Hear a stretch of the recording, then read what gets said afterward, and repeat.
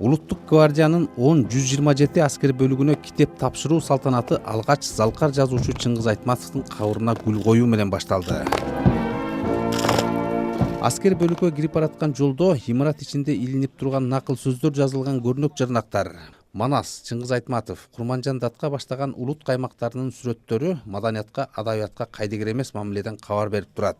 Бул аскер бөлүгүнө бир адамдан бир китеп долбоору алып келген китептер ар кандай тематикада. Алардын арасында көркөм адабий китептерден сырткары шыктандыруучу, жашоого машыктыруучу, ишкерликке үндөочү китептер, ийгиликке жеткен дүйнөлүк жана жергиликтүү инсандардын насаат китептери бар. Улуттук гвардиянын китеп окуу бурчунда буга чейин 4-5 көркөм адабий китеп жана жоокерлик турмушка байланышкан 10 чакты тармактык китептер болгон экен. Жаңы китептерди кабыл алган 10-127 аскер бөлүгүнүн командири Мирлан Темиров мындай иш-чара өз бөлүгүндө өтүп жатканына сыймыктанды. Бүгүнкү иш-чара улуттук гвардияга 10-127 аскер бөлүктө тарыхта калатын күндөрдүн бири. Анткени эң биринчилерден биздин аскер бөлүк ушундай иш-чараларды өткүзүп жатат. Бул иш-чара өткөн себеби аябай мааниси аябай чоң.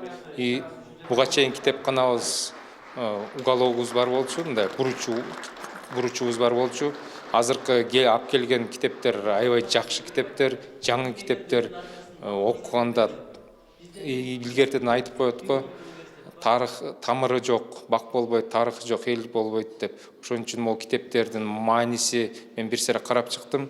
Аябай тарыхта кала турган, жүрөктү ойгото турган, тарбия бере турган китептер экен. Ошон үчүн бүгүнкү иш-чара өзгөчө жакшы иш-чара. Эми ушул китептер келди, сураныч чаң басып жатып калбасын.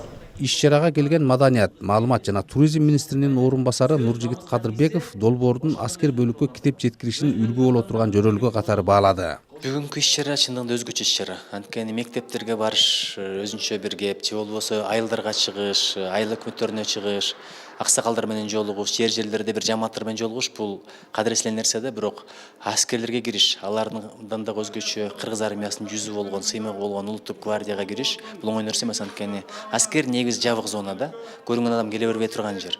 Бирок ушуга карабастан керек болсо төрүнө чейин өттүк, отурабыз. Эмнеге? Ушул китеп алып келсиңер, китепти бир жоокерлердин арасында даңазалайлы, жоокерлер китеп окуталы деген ойдун болушу бир өзгөчөлүк да. Китепкананы жаңылап бергендер толуп турат. Кадырбеков дүйнөдөгү айрым өнүккөн өлкөлөр өз тарыхында агартуу иштерин адегенде аскерлеринен баштаганын, китеп окуган коомдун ичинде зордук зомбулук, бирин-бири басынтмай болбой турганын ортого салып, бүгүн кыргыз жоокерлери аскерден эмнени үйрөнүп жатканына учкай токтолду. Анан эмнегедир эле аскерден баргандар көбүнчө мындай сөгүнүп келген үйрөнгөндөр бар, бир аз мындай тили орой болуп келгендер бар. Тескерисинче бул жерден барсын, кичпейил болуп барсын, деңгээл өсүп барсын, руху байып барсын. Анткени улуттук гвардиядан барган балдарды кумир туткандар балким көп болот, сүйлөшкөн жаш балдар көп болот. Аларга булардын сыпаты өтөт, булардын сөздөрү өтүмдүү болот. Ошол мезгилде айтарга сөзү бар болуп барсын, жан дүйнөсү бай болуп барсын. Армиядан сиз деле спорт менен машыгат, денеси өсүп атат. Булардын бай устав боюнча, саясат боюнча сабактары бар, мыйзамдарды үйрөнөт, акыл өсүп атат, бирок рух калып кетип атат да. Ошон үчүн акындарды алып келдик бүгүн, көрдүңүз. Жазма акындарды дагы, төкмө акындарды дагы, комуз менен ырдагандарды алып келдик. Аскер командири Мирлан Темиров иш-чарада аскердик күн тартип боюнча жоокерлерге жеке иштерине пайдаланууга күнүнө 1 саат убакыт бөлүнөрүн, бирок китеп окууга көбүрөөк мүмкүнчүлүк берилерин билдирди. Катардагы жоокер Абдыжапар уулу командиринин китеп окуганга убакыт берүүгө сөз бергенине шыктанып буларды айтты. Биз өзүбүздүн атыбыздан, жоокерлердин атыбыздан чын жүрөктөн айтып, китеп окуганга сөз беребиз.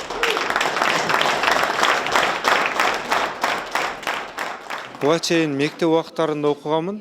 11-класс, 10-класска чейин Чыңгыз Айтматовдун, Төлөгөн Касымбековдун китептерин окуганмын. Андан кийин студентчилик маалда окуганда бул предметтик китептерди гана окуп калдык.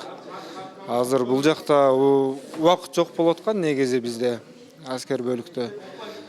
Командир уруксат берди, буюрса эми окуп баштайбыз.